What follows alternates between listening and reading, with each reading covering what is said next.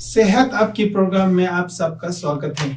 इस बार के एपिसोड में हमारे साथ कार्डियोलॉजिस्ट डॉक्टर लोटर गेल्सन MD DM cardiology SNM hospital. Doctor साहब हमारे साथ जुड़ने के लिए बहुत बहुत शुक्रिया।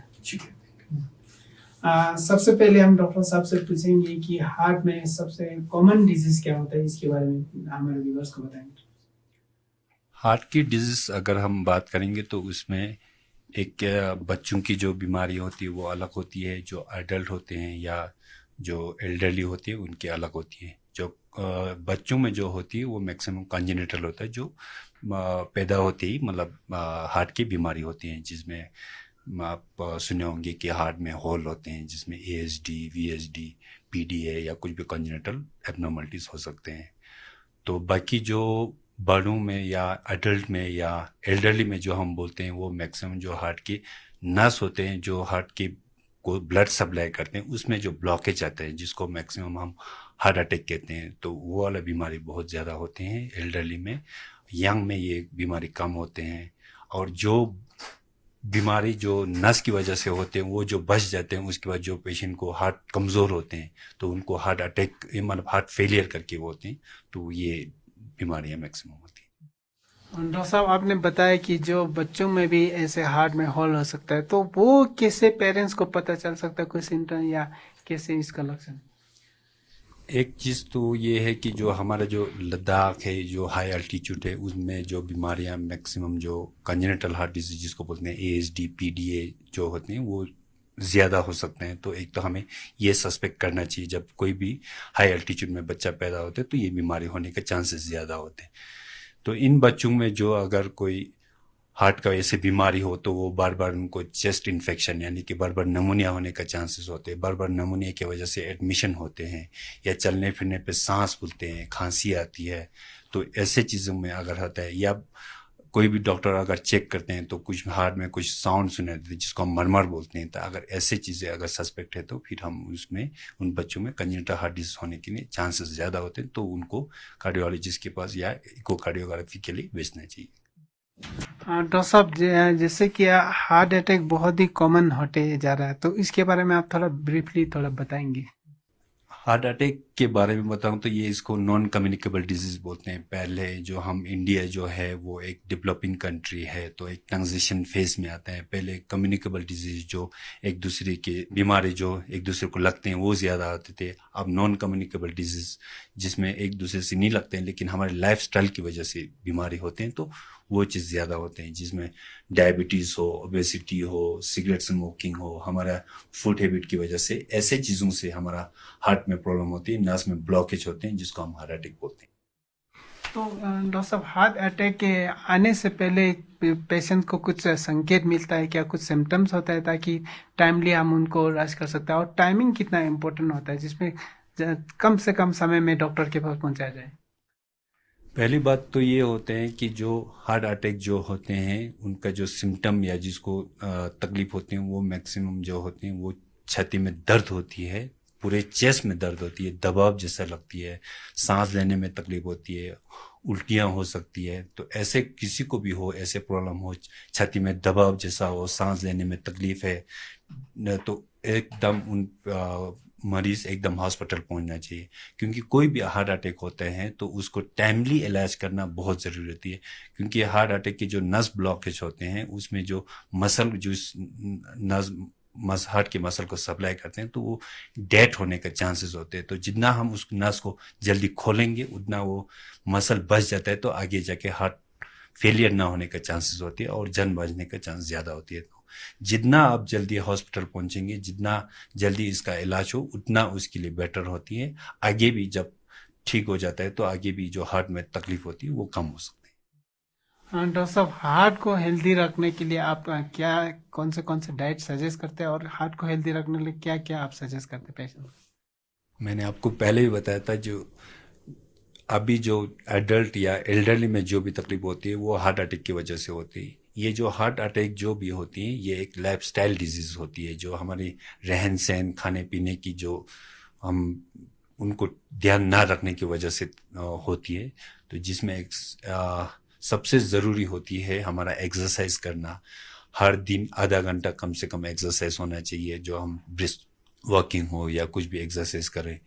तो हमारे डाइट में जो होते हैं उसमें फैटी कम होना चाहिए, जंक फूड कम होना चाहिए और नमक कम होना चाहिए, सब्जी चीज़ें ज़्यादा होना चाहिए। और दूसरी जो हमारा जो सिगरेट स्मोकिंग वगैरह वो बहुत ज़्यादा एक रिस्क फैक्टर होता है हार्ट अटैक के लिए। तो सिगरेट स्मोकिंग तो बिल्कुल होना ही नहीं चाहिए, पीना ही नहीं चाहिए। और एक और जिसमें हार्ट अटैक का एक रीज़न, बहुत बड़ा रीज़न जो होता है वो स्ट्रेस होती है, एक जो हम मेजर नहीं कर पाते हैं, जिसको हम देख नहीं पाते हैं, तो एक बहुत बड़ा चीज़ होती है। तो स्ट्रेस को कम करने के लिए मेडिटेशन करे या एक्सरसाइज करे तो फिर वो कम हो सकते हैं। डॉक्टर साहब, एक और दूसरा बात ये जो हार्ट अटैक के जो होने का कारण ऑयली स्टफ ये सब भी बताया जाता है, और लिक्विड कंजम्पशन ज़्यादा लेने से फिर हार्ट हेल्दी रहता है। आपको क्या कहना है?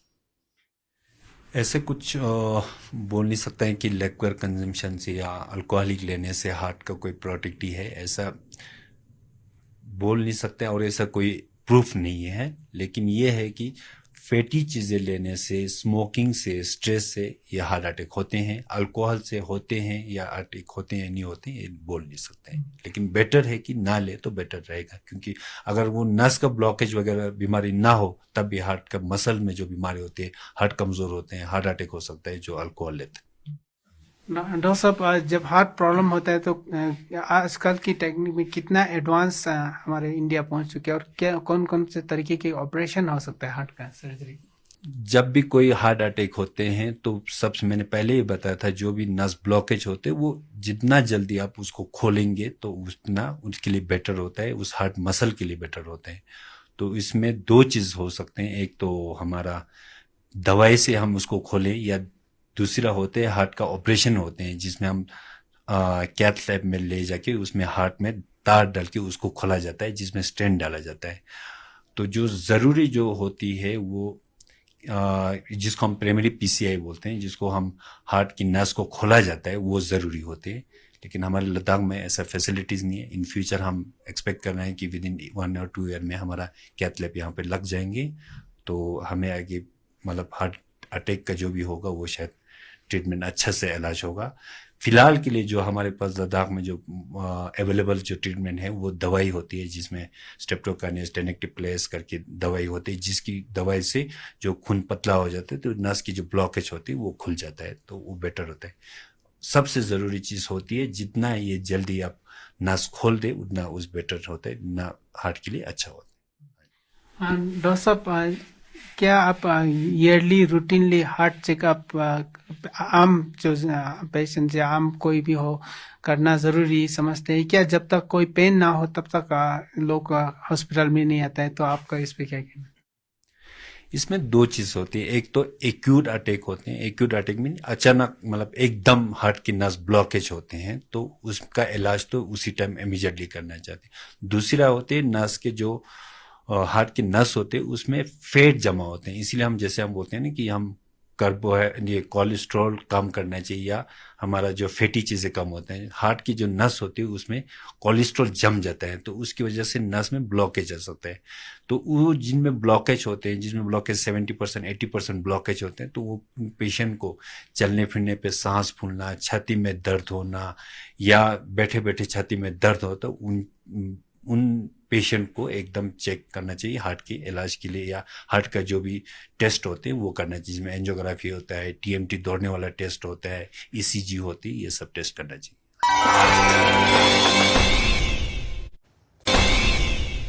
डॉक्टर साहब, बीपी बहुत ही कॉमन डिजीज है, तो हार्ट पे उसका क्या असर होता है? उसको कंट्रोल करना कितना जरूरी है? बीपी जो बीमारी है अगेन एक हमारा लाइफस्टाइल बीमारी है, जो इंडिया में देखा जाए तो हर एवरी थर्ड पर्सन इस जिनको बीपी होती है। तो बीपी कंट्रोल करना बहुत ज़रूरी है। बीपी की वजह से हार्ट अटैक भी हो सकती है, आगे जाके हार्ट फेलियर भी हो सकते हैं, मसल में भी तकलीफ हो सकती है, हार्ट की नस में भी ब्लॉकेज हो सकती है। तो जिनको बीपी होती है उनको बीपी का दवाई रेगुलरली खाना चाहिए। हमारे यहाँ पे एक मतलब लोगों में एक ऐसे मिसकंसेप्ट है कि बीपी का दवाई खाने से कि वो एक आदत हो जाती है, ऐसा कुछ नहीं होती है। सबसे इम्पोर्टेंट चीज़ होती है जो रिस्क फैक्टर होती है, जिसमें बीपी होती है, डायबिटीज़ होती है, इनमें कोई सिम्टम्स नहीं होती हैं, इसमें कोई मतलब कोई दर्द नहीं होती है, कोई थकावट ऐसा कुछ होती नहीं है। तो जो भी बीपी का ब्लड प्रेशर बीमारी है या नहीं है, वो हर साल रेगुलरली आपको बीपी चेक करना चाहिए, ब्लड शुगर चेक करना चाहिए।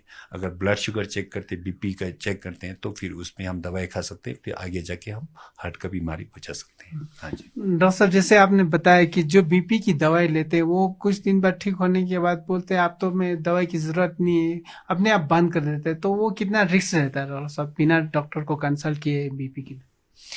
बीपी का दवाई हमेशा लेना चाहिए, क्योंकि कोई बीपी जो बीमारी है, ऐसा कोई जुकाम की तरह कोई बीमारी नहीं है जो 5 दिन दवाई खाओ, 10 दिन खाओ, उसके बाद खाने के बाद बीमारी खत्म हो जाए, ऐसा कुछ होते नहीं है। तो बीपी जितना आप नीचे ला सकते या बिना कंट्रोल रहे, जितना नीचे बीपी रहे, उतना पेशेंट के लिए बेटर होती है, हार्ट के लिए बेटर होती है।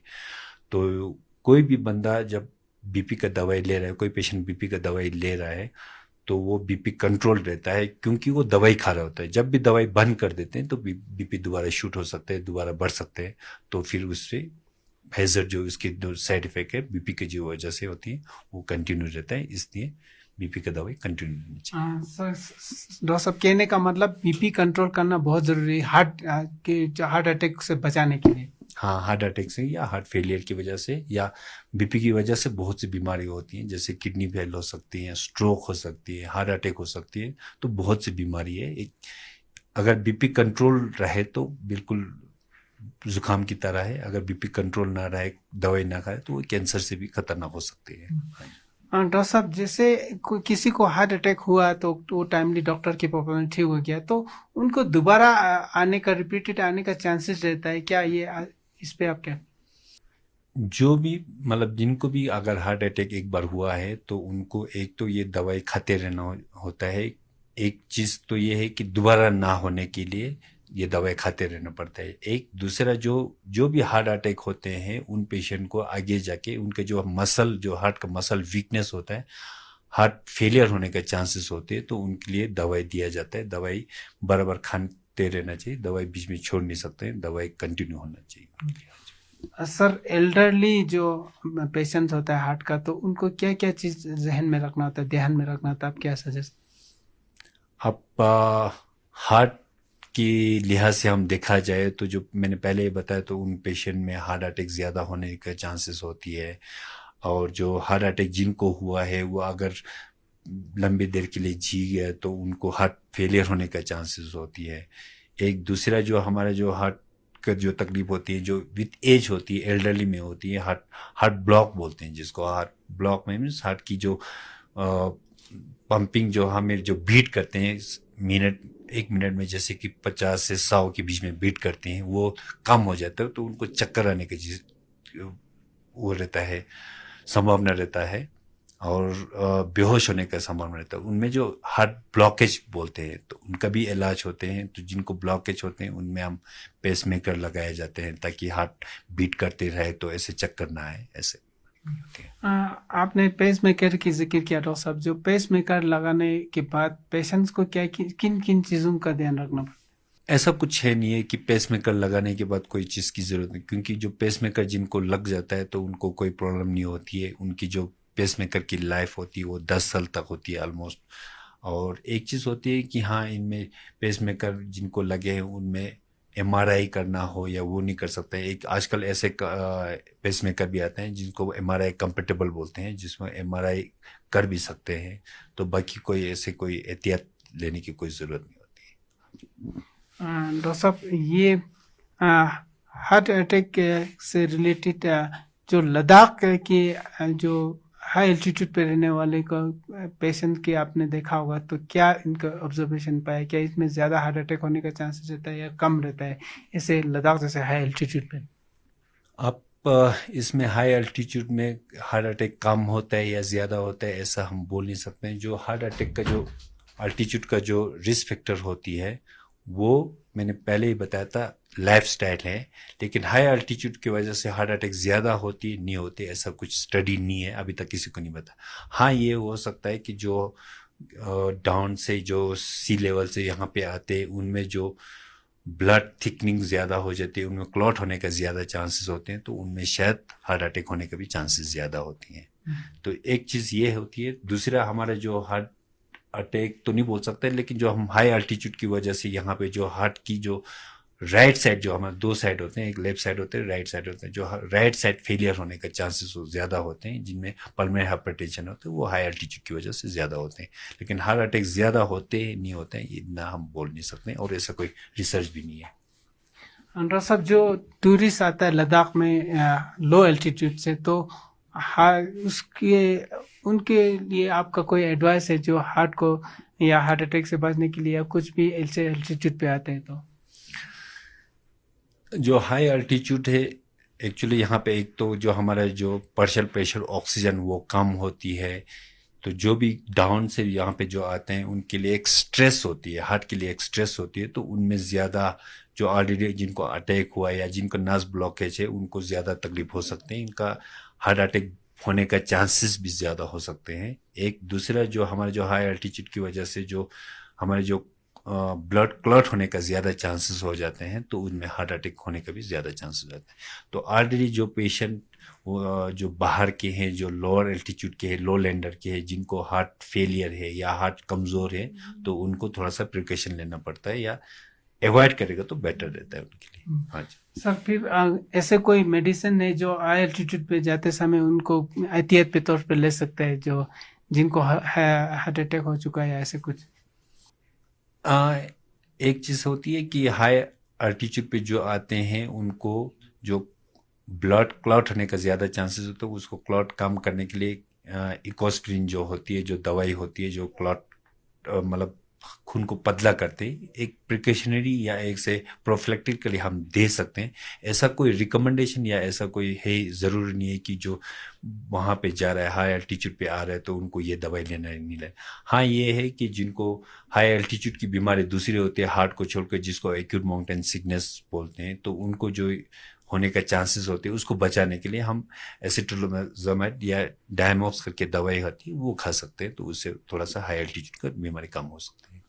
डॉक्टर साहब ने जो, एक बार फिर हम बच्चों की तरफ जाएंगे, जो बच्चों में जो हार्ट में हॉल होता है, तो कितना ज़रूरी होता है, जितना से जल्दी ऑपरेशन करने कितना ज़रूरत है, या उसके बाद में भी कर सकते हैं ऐसे? इस पे आपकी ये जो हाई जो बच्चों में जो होते हैं, जिनको कंजेनिटल हार्ट डिजीज होते हैं, उनके अलग अलग होते हैं, अलग अलग बीमारियां होती हैं। कुछ में बहुत ज़रूरी होती है, कुछ में ज़रूरी नहीं होती है। कुछ होल छोटे होते हैं, कुछ बड़े होते हैं। छोटे होते हैं वो, जैसे कि वेंट्रिकल सेप्टल डिफेक्ट, जो वेंट्रिकल के जो वॉल, जो इंटरसेप्टम में जो होल होते हैं, वो 90% बंद होने के चांसेस होते हैं। तो जितना छोटा होता है वो बंद होने के चांसेस होते हैं। वो पेशेंट पे डिपेंड रहता है। तो जिसको भी वो तकलीफ होती है, तो कार्डियोलॉजिस्ट से या किसी फिजिशियन से आप कंसल्ट करेगा तो वो बेटर रहता है। किसी का जिनका होल बहुत ज़्यादा बड़ा हो, जिसके हार्ट फेलियर हो रहा है, उनमें जितना जल्दी ऑपरेशन करे उतना बेटर है। जिनका छोटा है, छोटा सा होल है, जिनको बाद में भी ऑपरेशन कर सकते हैं, खुद भी बंद हो सकती है।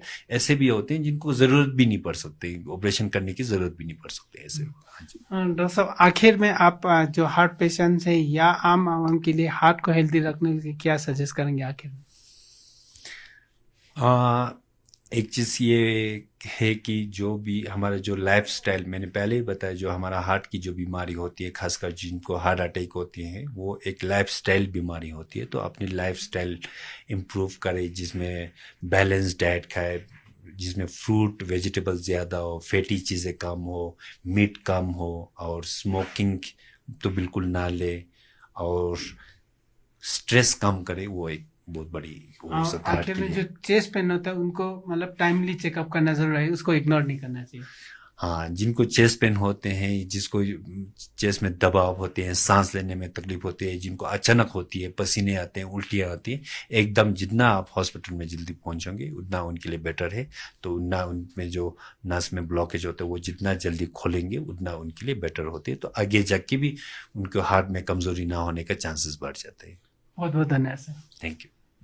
तो ये थे doctor lotus Gyalson, MD DM cardiologist, SNM hospital, जिन्होंने हमें हार्ट को कैसे हेल्थी रखना है इसके बारे में डिटेल से बताया। New and advance